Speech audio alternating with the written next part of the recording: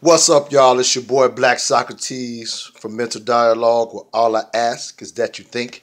I wanted to give y'all about 3 cents on the Planned Parenthood shooter.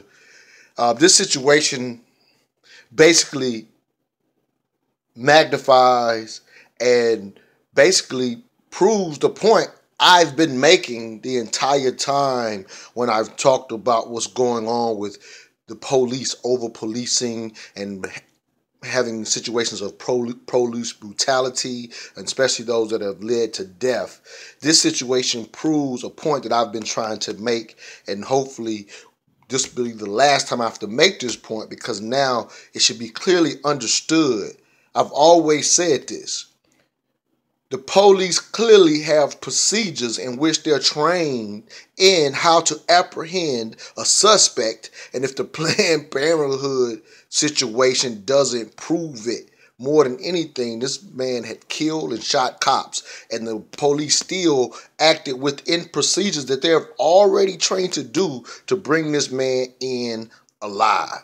And that's why I used to always say, it didn't matter if Mike Brown had his hands up or not. You couldn't tell me the only response for Darren Wilson in the middle of the street was to shoot and kill that young, unarmed man. Yes, given he was 300 pounds, but that alone, you can't tell me the only procedures, because I've watched the cops continuously in situation after situation react with their proper training that they already have. Now, there are cops who definitely need to be trained on how to handle mental health crisis. But for all those who saying cops should need more training and things of that nature, the Planned Parenthood situation proves it. Or we would be naive to suggest, oh, the best cop showed up for him, and we got bad cops showing up, for example, for Anthony Hill, who's having a mental health crisis, running at a cop butt naked, and the cop immediately shoots. Walter Scott running away, and the cop immediately shoots. But I wanted to speak on it because this is the proof in the pudding. All we're asking as an African American and brown community is use your procedures the way that you know how and have been trained to. And as I saw a Facebook post from one earlier said, this is a choice that's happening in these situations, and we get caught up in the details of what this person was doing or not doing. Like literally, this is one last point.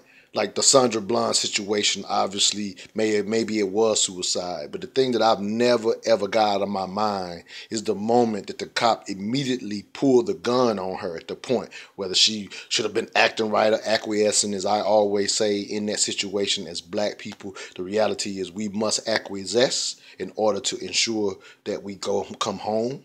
And I still stand by that. But that moment in which the cop pulls a gun and says, if you don't get out of the car, I'll light you up. Think about how that's within procedures at all. What if she had defied and not got out of the car? Would he literally have pulled the trigger? It's a choice. Use the procedures. Stop killing us.